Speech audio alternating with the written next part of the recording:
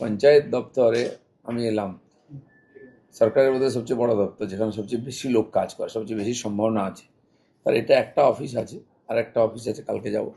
কাজ একটা, এখানকার যারা অফিসাররা ছিলেন, যেহেতু আমি অনেক দেরিতে এসেছি, তো তাদের সঙ্গে প্রাইমারি কথাবার্তা হলো, ইন্ট্রোডিউস হলো, বাজেট থেকে আরম্ভ করে কীভাবে প্ল্যানিং তৈরি হয়, কোথায় কী সমস্যা আছে। তো সেই ব্যাপারে একটা প্রাথমিক আলোচনা হয়েছে। কাল বাকিটা ওই অফিসে গিয়ে আলোচনা করব। তো এইটুকুই হলো, ইন্ট্রোডিউস হলো আর কি আমাদের যারা অফিসার আছেন তার সঙ্গে। পঞ্চায়েত দপ্তর এমন একটা দপ্তর যে কোনো রাজ্য সরকারের একটা গুরুত্বপূর্ণ জায়গা, সেই জায়গায় আপনি এই দপ্তরটাকে কিভাবে সাজাতে চান? হ্যাঁ দেখুন, এখানে একটা সমস্যা, অনেকদিন রিক্রুটমেন্ট হয়নি, এমপ্লয়ি নেই।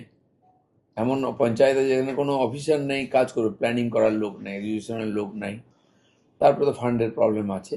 তো এটা অলরেডি কথা হয়েছে, আমাদের সিএম বলেছেন, মাননীয় কৃষিমন্ত্রী এসেছিলেন, তার কাছেও কথা হয়েছে। ফান্ড ধীরে ধীরে তারা, যেমন আবাস যোজনার ফান্ড আসবে, জিরামজির ফান্ড আসবে, কথা হয়ে গেছে, আসতে থাকবে।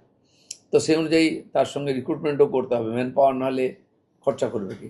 এটা আজকে সেক্রেটারি সাহেবের সঙ্গে কথা হলো। তো সেই অনুযায়ী আগামী ক্যাবিনেট মিটিংয়ে যখন বিষয় উঠবে, আমি বিষয়টা রাখবো যে তাড়াতাড়ি ম্যান পাওয়ার চাই, লোক চাই, টাকা চাই, নাহলে কাজই হবে না। পঞ্চায়েত না চলে গ্রামের বিকাশ হবেই না। তো সেটা আমি আজকে বোঝার চেষ্টা করলাম, খানিকটা আবার একটু বসতে হবে, সময় লাগবে একটু, কিন্তু আমরা তাড়াতাড়ি এই ব্যাপারে কাজ শুরু করবো। না, গাফিলতি তো পুরোটাই আছে, ম্যান পাওয়ার রিক্রুটমেন্টই হয়নি। তো সেখানে কিন্তু অলরেডি কিছু 6,500 মতো এমপ্লয়মেন্টের জন্য পাশ হয়ে আছে, কিন্তু তার জন্য ফান্ডও চাই। এটা প্রসেসিং আছে, আমার মনে হয় তাড়াতাড়ি ওটাও হয়ে যাবে। যারা আপনার দপ্তরে কাজ করেছেন, এখনো করবেন, তাদের কিভাবে উদ্বুদ্ধ করলেন এবং কি বলবেন? হ্যাঁ, প্রথমত ওনাদের কথা আমি শুনলাম যে কীভাবে কাজ চলছে, সমস্যা কোথায় আছে, কি কি হওয়া উচিত। তো সেইগুলো নিয়ে আমি ক্যাবিনেট মিটিংয়ে আমাদের সিএমের সঙ্গে কথা বলবো, কেন্দ্রের সঙ্গেও কথা বলবো।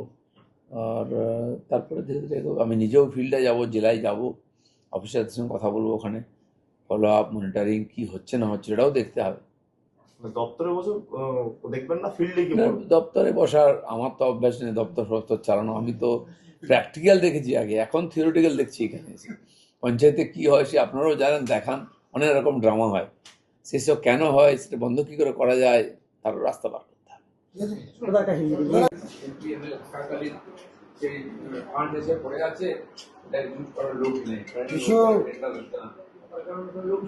ছবি কেন, ছবি তো হয়ে গেছে,